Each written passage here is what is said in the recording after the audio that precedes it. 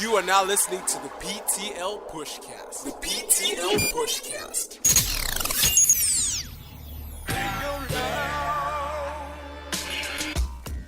Yo, welcome to the PTL PushCast, brought to you courtesy of PushThatLife.com, recording out of Yip Yap Media Studios in Lusaka. I'm JJ, he's Chromes. Let's have the rundown, homie. All right, checking out what's happening today.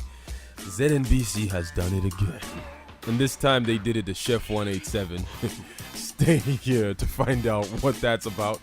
Chrisette Michele performed at President Donald Trump's inauguration. And well, there's a lot of backlash with that. That's part of the topic here. And lyrical intelligence on Billboard songs in the pop, country, hip-hop, and rock genres. We get to delve deep into that. And the big talking point will be coming through a little later. But right now, PushCast. all right, so let's start it off with the Zambian broadcaster, the national broadcaster, ZNBC. They've come out to ban Chef 187's House Party Muka One Room because they say that he's a role model. So what do you have to say about that, JJ? Well, there's this old adage about musicians or athletes shouldn't be role models. Mm-hmm. Parents should be role models. Yeah. I mean, a musician is going to do what a musician's going to do. And primarily, the job of a musician is to make music and sell records. Yeah. And then everything that comes after that is secondary. So for ZNBC to be the father figure for Makitu is quite perplexing to me, to be honest. I mean, Chef why? 187, right? Oh, sorry. Yeah. You know, interchangeable sometimes. But Sometimes, no. yeah. Sometimes, my bad. For Chef 187, they're brothers, so, you know, Yeah. even when you look at them in the same room together, you don't know who's who. But, yeah, for Chef 187, for them to just come out and give that reason doesn't make sense to me. I think they worded it wrong. They should have blasted the music video and not Chef 187, because he does do things that could be considered as appropriate for a role model. Yeah. But just because the video itself wasn't ZNBC standards, or oh, this is not what we're trying to appropriate at ZNBC, it's not what we're about. They should have said that, because I know there's a lot of stuff on ZNBC That's pretty crazy, yeah. that could be considered damaging to the youth. Exactly. You know, sometimes I feel ZNBC, I think there isn't like a uniform sort of way that things get on the air. You feel like someone just from ZNBC, someone higher up, doesn't like something and it's taken off. Yeah. Or something they see. I think the opinion just goes down to one person. Okay. So they follow whatever that guy says. So they show this guy the video and he goes, whatever. But then again, it could be a situation where there's just too many people who are making the decisions. So in this instance, if somebody has the correct connections to those people, a very powerful person, they'll still, even when the content in the video is not that great, it'll still go through.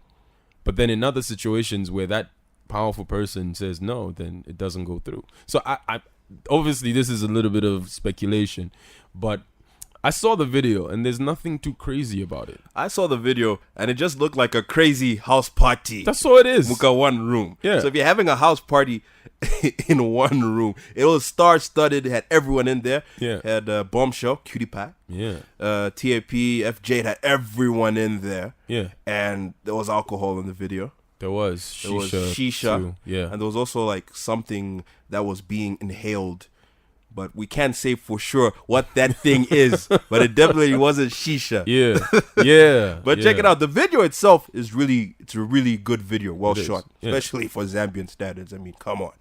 You know, that video is really good. But even I saw it on YouTube and it has right now over 20,000 views. That's crazy. So maybe he doesn't really need ZNBC. I was about to say, like, I think the era when But we it have won't, to where we have to depend on ZNBC to break a record, I think that time has passed. The internet is what breaks records these days. So Chef 187 doesn't lose anything. He will still have those 20,000 views and more and counting. Yeah, and Chef 187, that dude spits hot fire. That like he does. Dylan in Chappelle's skit. Anyway, moving on. R&B singer Chrisette Michele performed at Donald Trump's presidential inauguration, and she has received a lot of backlash from the African American community, most notably from Spike Lee, director Spike Lee, who was ready to feature her Black Girl Magic song on his upcoming Netflix series, but scrapped that because of her performance, and she decided to go to the inauguration. She says she did it to begin a conversation with America. Did she manage to achieve this? Something like this is quite tricky to quantify this. Like, how do we, where is the conversation after she's performed? What did she say during her performance that was supposed to spark a conversation? Did she do anything notable while she was performing? Well, one notable thing that she did do during she wore a dress, like a specific dress. I read about it, and the dress was depicting, for lack of better terms, the black struggle. So while she was up there, she was kind of having her own protest while it was going on. So I kind of see where she was coming from when she said she's trying to like start a conversation in America. But then think about it. Who really has a better stance when it comes to a conversation about this? Is it going to perform there, or the millions of people that are marching around the world? Isn't it a stronger stance to go out there and march and put out your banners and say you're against this, rather than going to perform at this event? Well, the thing is with Chrisette Michele, she did have her own reasons for performing, which one of the reasons was to start a conversation. Mm-hmm. Whether that reason is good enough for the African American community, as we see now, still fresh in the minds of people, it's obviously not a very popular decision. Yeah. But it is her decision to make. But at the same time, you can still say there are probably other ways that she could have got her point across. In the big picture, her going to the inauguration to perform for President Donald Trump is obviously seen as an endorsement. Exactly. That may not be the case, but it's going to be seen as an endorsement. I think right now it's a bit too early to say, because everyone is still reacting to it. But it actually might open up avenues for discussion when people get over themselves a bit after a while, and then they start delving into the discussion a bit more. I think it definitely did open up something, and it gave people something to think about. So when they calm down and be like, okay, how is this helping us? Because at the end of the day, you still need someone at the table that in a sense becomes your ambassador. Obviously, right now, no one wants to think of Chrisette Michele as an ambassador, but I see where she's coming from, though. But then Spike Lee kind of went too far with that. I don't see why you'd want to take off. Does that completely scrape off like whatever she's done and her achievements? That's another thing. That's like going too far with that. I think Spike Lee was also caught up in the moment. Yeah. Emotions. The emotions of the situation. Yeah. Because that Black Girl Magic song, it's been adopted. It's a hashtag worldwide, Black Girl Magic. Mm-hmm. She made a song out of it. Yeah. So I think he's got the right, because that's Spike Lee made Malcolm X, and he's considered in the African American community as one of the. He's a legend. He's a legend. Yeah, he's up there when it comes to like dealing with issues within the African American community and bringing them to the forefront. So him as an artist, like director and actor, he puts out like movies like Chirac, Malcolm X, to let people know like this is what's going on, and that's how he does it. This may be Chrisette's way of doing it, because white people buy Spike Lee movies too. They do. They go watch Spike Lee movies too. Yeah. So you can turn it around and say, for me, speaking as for a devil's advocate, you can turn it around and be like, hey man, white people, are you gonna like start banning people like Donald Trump supporters from watching your movies? He probably say no, because he also feels that if Donald Trump supporter can come to one of my movies, and this is a specific conversation I want to get started, just by them coming in, that opens their minds. So they're kind of trying to do the same thing. It's just different ways. It's just different ways. Yeah. I mean, like, I have my reservations with Chrisette Michele going to perform there, but if she successfully and deliberately did things on that stage to have a little protest, that's like just to make a statement. Let's not call it a protest, just to make a statement. I think it's important, and we need to applaud her for that then. Yeah. Yeah. Word up, word up. Okay, moving on. All right, Andrew Paul Morse of Seat Smart, right? Seat Smart Studied the lyric intelligence of Billboard songs in the pop, country, hip hop, and rock genres. Has spent 3 or more weeks parked at the top of the charts and confirmed that song lyrics for the most popular genres of music are ridiculously obtuse and getting worse over time.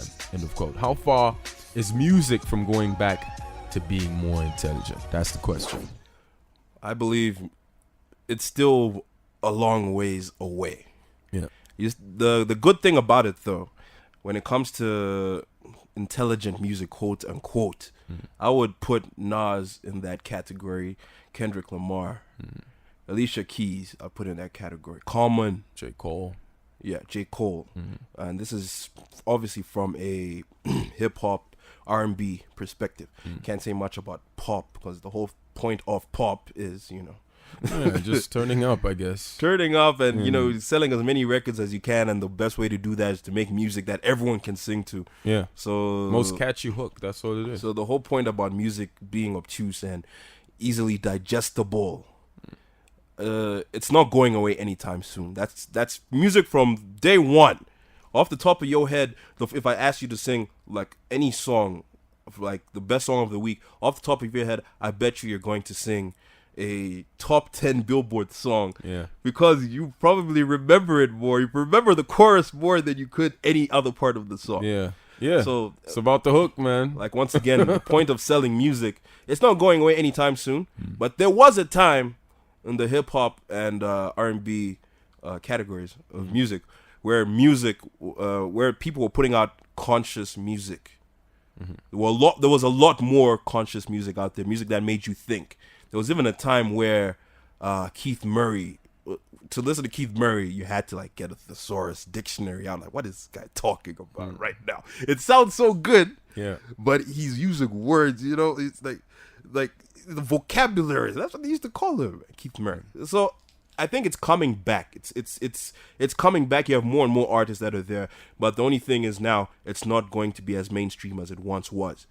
But I believe like the bigger artists in that genre, the J. Cole's and Kendrick Lamar's, can bring it back. They can bring it back when kids see Kendrick doing something, J. Cole doing something, Nas doing something. So like the fact that they're there means that there's hope. Yeah. I mean, I hope people can take a leaf from those artists that you mentioned, because and especially with the new guys like J. Cole and Kendrick, like they had to build their following from Grassroots. Grassroots. So these people grow with them all the way. So then they understand the type of music that you do. It's not like a Designer Panda thing where you just drop out of nowhere and you have this number 1 record and you sound like somebody else and you like achieve things that person's never like achieved before. Like you get a Grammy nomination, all of that off of that. You get a number 1 record and that other person has never done anything like that. But anyway, the point here is we need more people like that, like Kendrick and J. Cole. And Wale. And the fact Wale that those too, guys are selling so many records means that there are people listening to what they're saying. Yeah. It's just a shame for me that they're not a lot more people like that. And that's because that music doesn't sell a lot. Well, not everyone can do grassroots type work the way those guys have. Sometimes you just want to get in the business and do your thing. And J. Cole, he's crafted his sound over years. Yeah. He's like 30 now, isn't he? He's old. Yeah, Kendrick. Who? J. Cole. Yeah, he's about 30. He's about 30. He's been doing this stuff like way long. Those mixtapes came out a long time. Yeah, yeah. But think about it. Like if we were to bring it back home, people like Critic, he's been doing music that you could say is uplifting and very conscious. But then the song that blew up for him was the Vitumbua song. So yeah, it's like, so how does an artist juggle with that? You know what I mean? Yeah, but it's kind of crazy. From the whole point of for like rappers, when Nas and those guys were doing their albums, like Nas's first album, Illmatic. Illmatic, it didn't sell as much as most albums at the time. Yeah. And I read somewhere that the Nas was saying that the record labels were disappointed with the numbers because Wu-Tang was selling, Jay-Z was selling. So now they tried to like switch it up, and that's the time when Nas started making more radio-friendly music. Didn't work out too well. And that didn't work out too well because all the guys that were feeling the Illmatic were like, man, what are you doing? Yeah. So he switched back to being more gritty. And he just said, like, if you're going to listen to it, you're going to listen to it. And look at Nas now. Yeah, it's crazy where is that now. So I guess for an artist, you have to make certain conscious decisions and just stick with what you know, man. Yeah. Stick with what you know. If you're a pop artist, you're out there doing pop stuff, do your pop thing. Yeah. If you're a conscious artist or an artist that's a bit more deep, a bit deeper, do your deep tracks. But we also understand you need to sell records. So Yeah, you're probably going to have to balance the album out. Yeah. The album out so people get to listen to your deep stuff also. True. Yeah. And this is the PTL Pushcast with JJ and Chromes. We'll be right back with the big talking point. The PTL Pushcast. Dogs, cats, leopards. Mention the animal. Which one has one partner? It's just like homosexuality. You don't have male and male. If you use that reasoning to say homosexuality is not natural, you don't find two male dogs or two male lions, two male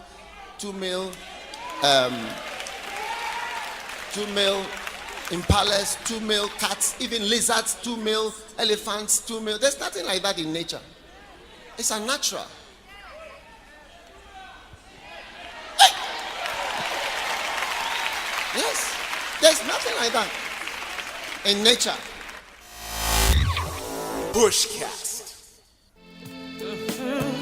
This is the PTL Pushcast, and we're getting into the big talking point where we go a little deeper on the topic, making waves. The clip that you just listened to was from a recent Grace Bible Church sermon with a pastor preaching about the unnaturalness, quote unquote, of homosexuality. This happened in South Africa. And also popular South African actor and choreographer Somizi, was reportedly at this church service, the same one, and went off in a series of videos. And this is what he said, quote unquote, I am not going to sit there and listen to people offend me. This is who I am. I am a gay man. Get it straight into your skull. My soul is all right with God. Let me deal with my God and my soul. I am actually disappointed at all the gay men and women that sat there and listened to him offend us. And he was doing the videos, and right after the sermon, he walked out during the sermon. Okay. Yeah. So, how warranted is Somizi's reaction to the sermon, considering that homosexuality is becoming more and more prevalent in African societies, with some countries more tolerant than others? How warranted is Somizi's reaction to the sermon? I think with that point of homosexuality becoming more prevalent in African societies, I think it's, I think it's sort of taking a stand and, just in support of anyone else who would see that and be appalled. I guess they need a voice, and I guess he provided that voice, and but then again, I think this is my point. Whenever such a thing comes up, Somizi needs to know that homosexuality has only become a topic of discussion over the last few years. So a lot of people are still against it and moving away, even like just away from like the Bible, just the African tradition. There is no way that I don't think there's any African tradition that allows or is liberal or accepting of such acts as homosexuality. Yeah, a lifestyle like homosexuality. Well, so I say lifestyle in quotations. Some consider it a lifestyle, but most consider it as a natural way of being. And in fact, I have to apologize. Let me not say lifestyle to offend any homosexuals. Lifestyle is a bit condescending. I apologize. Continue. Yeah. So what I would say is, instead of being, attacking the pastor, why don't you sit down with him and have a conversation? Let him understand where you're coming from. Maybe there are things that he's not, educated about. Let him understand where you're coming from with whatever he may not understand, you could sit down with him and have like a great dialogue.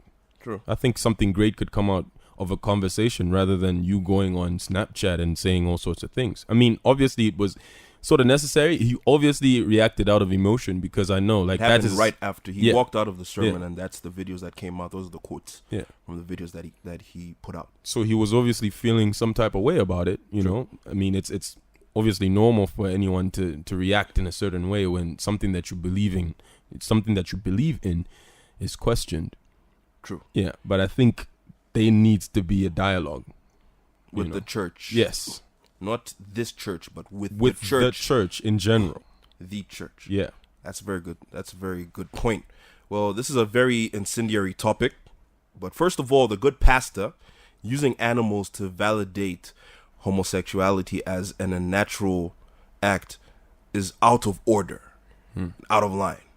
You're reducing a human being and comparing them to animals. Like even lesser than animals. Even if that wasn't his point. Yeah, even lesser than animals, because this is animals, quote unquote something that animals don't do. Yeah, like they're better than, like, Right. yeah. So first of people all, that do that. that's out of order. If you're gonna have a conversation, or so you don't reduce people, because if that's the case, like that premise is prevalent in a lot of intolerant societies. That's like a seed for something that could be a whole lot worse. We all know what happened in Nazi Germany, and in America with the civil rights movement. Those are seeds. So the church would like us don't do that. Get that out of the sermon right now. Secondly, not saying that Grace Bible Church is on this position, but there are a lot of churches that use the Bible as the be-all and end-all of only certain things that fall out of line with their doctrine. And some sins are worse than others, according to... Yeah, so fornicators are glossed over in society, probably because there are more fornicators than they are homosexuals. That's true. So homosexuality is coming to the forefront a lot more, and I believe the immense hate that they get is because the majority aren't homosexual. And if the good pastor is talking about nature, it is human nature to learn hate. No one is born hating or intolerant of anything. That's something that you learn. That's true. Nelson Mandela said that from South Africa. Go figure. I know, And right? the church should be the first place anyone can go to for peace and sanctuary. Unfortunately, that's not the case. Build bridges and not walls. That's what the Bible teaches. That's what you teach before you even go into these other like subdivisions, and that's the first thing. You shouldn't like feel singled out in church, because the whole thing about the Christian, I was raised Catholic, so the whole thing about Christianity, Catholic religion, is they tell you no one is perfect. That's the first thing. No one is born perfect. And people go to church and they use the Bible and the stories from the Bible as something to aspire to. It's something that you're trying to reach that you may never ever reach. Yeah. So if you're a fornicator, like you're allowed in our church, you're okay. Like we'll deal with that. We'll work on that. If you're a drinker, we'll work on that. Yeah. If you're an addict, we'll work on that. But I don't see the same. I don't see the same welcomings for homosexuals. Yeah, that's true. And not to say that there's anything wrong with being homosexual, but according to the Christianity and the church, most churches say that is something that is wrong. But I don't see them as welcoming to homosexuals as they would be for fornicators, for example. And I don't know, like, there are not a lot of people that haven't fornicated. That's true. I know you have. I know you have. Yeah, that's true.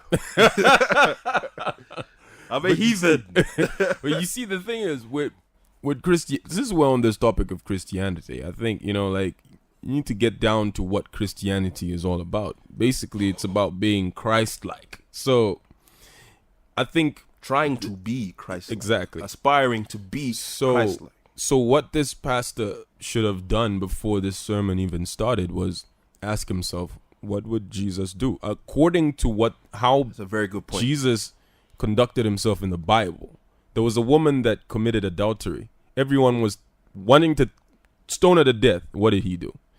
He said, like, look at yourselves first. Like, you know, like, why do you want to judge somebody else when you guys are probably doing worse things than what this woman has done? There's a lot of that stuff going on. True. There's a lot of stuff going on that people don't see, but people are so quick to judge. Exactly.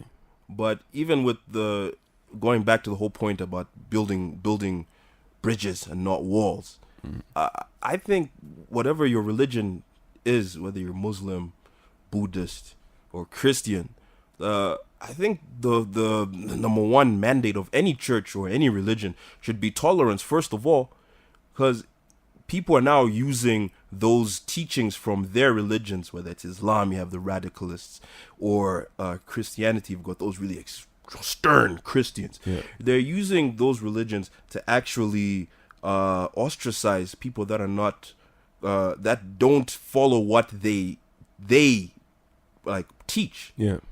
And what's the point of like casting people away when the whole point of religion is to bring people closer together? Yeah, that's what it should be, and that's what Jesus did. So if you're not doing what Jesus did in the Bible, then you shouldn't even be on that podium. Yeah.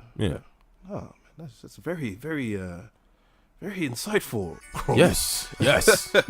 All right, that was the big talking point. When we come back, we have swagged or pwagged. PushCast. Oh yeah. Welcome back to the PTL PushCast. It's time for Swagged or Pwagged, where we give props to someone doing it big, swagged, or someone doing it wrong, pwagged. Chromes, who you got swagging? Oh, shout out to Chandam Bao. He put out a freestyle called 4 p.m. in Kasama, and the song is straight fire. Like, you know, just when I think like this guy's done, like doing, like he's hit like a ceiling, he just proves me wrong all the time. Shout out to Chandam Bao, man. He does his thing. All right. Yeah. Who you got swagging? Viola Davis. Yes. What did she do? Straight swagging. Being the first black woman to receive 3 Academy Award nominations. Her latest being for her role in Fences. It's a Denzel Washington directed film, and he also stars in it. And she also just won a Golden Globe for that role. And considering where she's come from and the struggles that Hollywood has thrown her way, it is so amazing to see her achieving this kind of success and loving that melanin, by the way, man. You know how I feel about them dark-skinned ladies, Chrobes. Yeah. Oh, man. You know how I love them dark-skinned ladies, Chrobes. She got it going on. Got it going way on, bruh. Who you have pwagging? Samsung, man. These guys keep wagging, bruh. First of all... Wait a minute. Is it your phone a Samsung? No, that's not a Samsung. What is this? That This is a Samsung. it's just an Android. Okay. In 2016, we all know about the exploding batteries in the Note 7s. I bet you the ringtones for those tracks was Here Comes the Boom. Here comes the boom. Default ringtone. Anyway, carry on. Now, there's this new issue that's come with their Galaxy S7 Edge. Yeah. Apparently, there's a pink line issue. Eh? Not the pink line you're thinking of. Oh, okay. It's a I defect. thought it came with like a default picture as a screensaver. Anyway, sorry. No, it's like a defect. Like it's a defect, like a little line, like you know, on the edge there, just on the edge Okay. of the screen before it tilts to the side. Okay. Yeah. There's a little pink line. And people can't get over it. They're like, what is this No, pink like line? what? I can't. Yeah, it's like a hurdle. I Like, can't it's crazy. read my emails because of this pink line. It's bothering me. What are you saying about my... What are you saying? Like, pink line? What are you trying to say? Oh, you got a pink line too? Like, the thing is, Samsung came out to say that, you know, probably these guys dropped their phones and that's where the pink line is coming from. But people said, no way. Like, I didn't drop my phone, but this pink line is appearing. So where's it coming from? So Right. Samsung is straight wagging for this, man. Like, you guys should have learned your lesson and, like, did something better, you know? Now we've got pink lines. Now we got pink lines on our phones. I can't deal with these pink lines, bro. Who you got, boy? Man, you sound like one of those kids from Sweet 16 where they get a car and the seats are not... I want it charcoal black.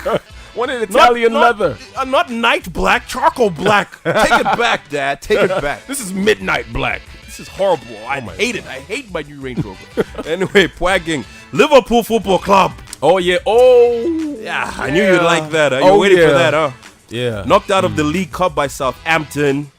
I think teams have figured us out now. All the possession and no goals. It's like taking Viagra and not knowing what to do with it. You know, what to do with it. You know, I swear we're really impotent right now, and I'm scared. Oh, word, man. We suck right now, and like everyone can come get us now. We're right for the picking. Yeah. But then every team does have a stretch where it's a little, you know, there's a little like hump, and this is ours. Yeah, this is your pink line. This is our pink line. This is our pink line. Your pink line, guys. Anyway, we almost out of here, but first we gotta get through the home stretch. Who you shouting out, man? Oh well, shout out to Chef 187, man. That the video to the song getting 20,000 views. House Party Muka One Room. People love Chefy, so they'll still check him out, even though ZNBC doesn't play his video. So it's all good. Nobody watches ZNBC anyway. Okay, what's good for the weekend? Still trying to catch some AFCON action, bro. You still haven't watched the game? I mean, you were gonna try. I tried. What do you mean try? And it was bad. Like, or you tried to watch, so you did catch a game. It was boring. Really? Yeah, kind of boring. Yeah, when Zambia's not playing, you see what happens. Yeah, like it's so weird. Like when Zambia's not there, it's just like so difficult to watch. So the only teams I support is Liverpool and Zambia. Not necessarily in that order. You should start like watching the local league. Yeah, Zesco, you've been telling me that. Yeah. With all this load shedding, you want me to go and start like supporting Zesco? There is no correlation, bro. There is. I bet you those guys in their houses, they never have load shedding the players. Yeah, live next to them. You'd be good. Anyway, this weekend I'll be watching Liverpool versus Wolves in the FA Cup with great fear. I might get over that pink line. Let's get over that pink line, man. But we can only do it together as a team. We must do something to avoid this pink line. Yeah. Yes, we can. Apart from that, I'll be watching 24, the series. Oh, yeah. Jack Bauer has got no conscience. So I'm catching up on that because there's a new 24 series coming out featuring the dude from straight out of Compton who played Dr. Dre. So he's going to be the new cat who's going to be catching the bad guys and torturing them. Oh, he's going to be the new Jack Bauer. He's not the new Jack Bauer. He's a new he's going to be taking the role of the main actor. So he's going to be the new Jack Bauer. He's not playing Jack Bauer. But he's just going to be the new guy who's going to be torturing cats. He'll be a Jack Bauer named something else. Why are you trying to confuse stuff, man? Okay, I get it. Big line on your Android. Oh, come on. You can't read right? On your Android. That's a Samsung. Yeah, I couldn't read your text earlier because of that pink line. But yeah, looking forward to that 24. I should be catching up too. I saw the trailer. It's pretty intense, as all 24 episodes are. Yeah. But yep, that is the PTL PushCast. Catch us same time next week. We're doing it once a week for now. But we're going to be doing a lot more soon. Shout out to Yip Yap Media. Shout out to Chi. Shout out to Kree Big Tati, my girl Big Tati. Yeah, it was a birthday, like it was a birthday, and I told her I'd find her a man. She said she don't need no help. Nah, giving her 2 weeks. Just get her a bunny. She'll be alright. Cook her up like some nice food and stuff. She'll be fine. Alright, Joe, we out this piece one. PushThatLife.com. PushThatLife.com.